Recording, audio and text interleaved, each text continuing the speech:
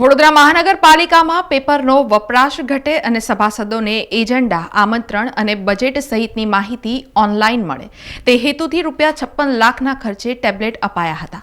પરંતુ મ્યુનિસિપલ કમિશનરે રજૂ કરેલું બજેટ અને સ્થાયી સમિતિના સુધારા કર્યા બાદના બજેટની પેપર કોપી છપાઈને આવતા પેપરલેસ સિસ્ટમનો ફિયાસ્કો જોવા મળી રહ્યો છે.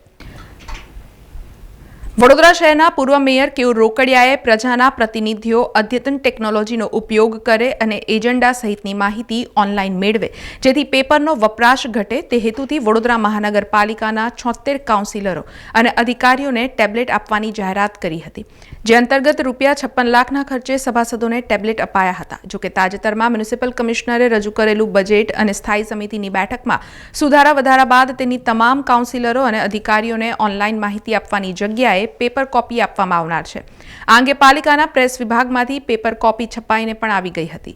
તો ₹56 લાખના ખર્ચે સભાસદોને અપાયેલા ટેબ્લેટનો ઉપયોગ ક્યાં થશે તે વિચારવા જેવી બાબત છે. જોકે ₹56 લાખનો ખર્ચ માથે પડ્યો હોવા જેવી ગંભીર બાબતે પદાધિકારીઓએ મૌન સેવ્યું હતું. ત્યારે પેપરલેસ સિસ્ટમની મોટી વાતો કરી તેના પાછળ લાખો રૂપિયાનો ખર્ચ કર્યા બાદ પણ તંત્ર ફરી પાછું પેપર પર જ આવી ગયું છે.